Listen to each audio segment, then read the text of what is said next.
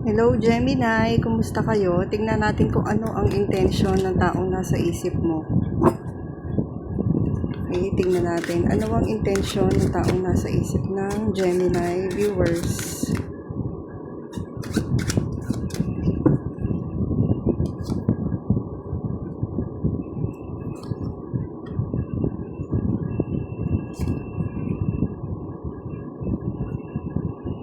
Bottom of the deck, High Priestess.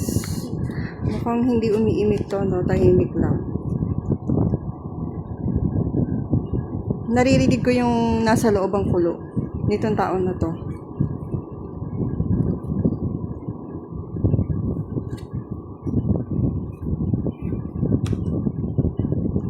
Wow. Itong taon na to, ang hidden intention niya, based sa cards na sense ko, nag-promise siya sa sarili niya na babalik siya or meron siyang patutunayan sa'yo pagbalik niya. Something na ganun.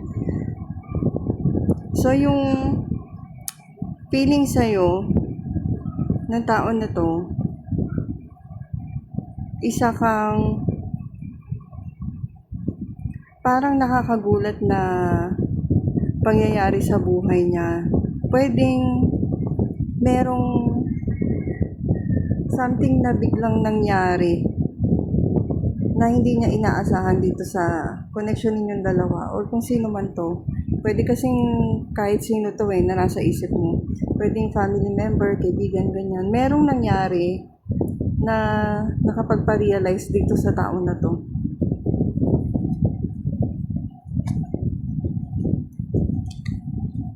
Ba't ba binaliktad ko pa? Naka-on na nga pala siya. So, iniisip talaga nito, babalik siya. Alam mo yung iba dito sa inyo, kung may nagawa kayong hindi maganda dito sa tao na to, nagulat sila doon sa nangyari na yon. And sa isip nila, nagwi-wish sila ng karma para sa inyo.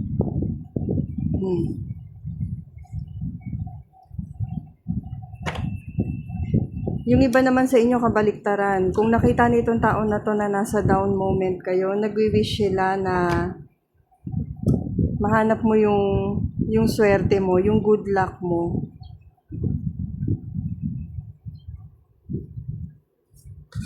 Pero merong malakas dito na meron kang nagawa na kinagulat nitong tao na to Pwede rin na sinabi niya sa sarili niya na babalik ka rin.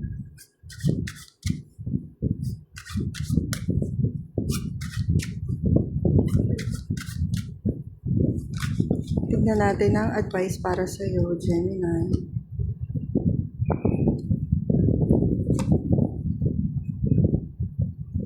Pwedeng ang kakonect mo ay si Queen of Wands. Pwede rin naman na energy mo to. So, ang advice para sa iyo,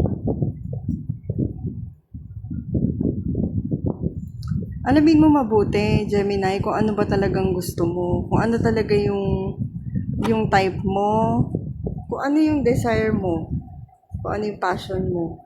Baka kasi itong taon na to, parang nakakakumatuloy ako ng story na umasa siya sa'yo, tapos sa huli, iniwan mo lang din siya. Kasi hindi ka sigurado. So, yan, siguraduhin mo yung sarili mo kung ano ba talaga. Para hindi ka makakasakit ng iba. Or pwede rin naman na yung ibang story na pick up ko kanina, na kung dumaan ka man sa downfall at nakita ka nitong tao na to at gusto niya mag-succeed ka, gusto niya makita yung success mo. So, ang advice doon, parang ganun pa rin naman. Hanapin mo sa sarili mo kung ano talaga yung bagay na mas magpapasaya sa'yo, magpapaunlad sa'yo. Kung saan ka mas confident, mas komportable, kung saan mo mas mailalabas yung totoong ikaw. Ayan. Kung kailangan mo ng private reading, i-message mo lang ako. Isasend ko sa inyo yung complete details. Thank you, Gemini.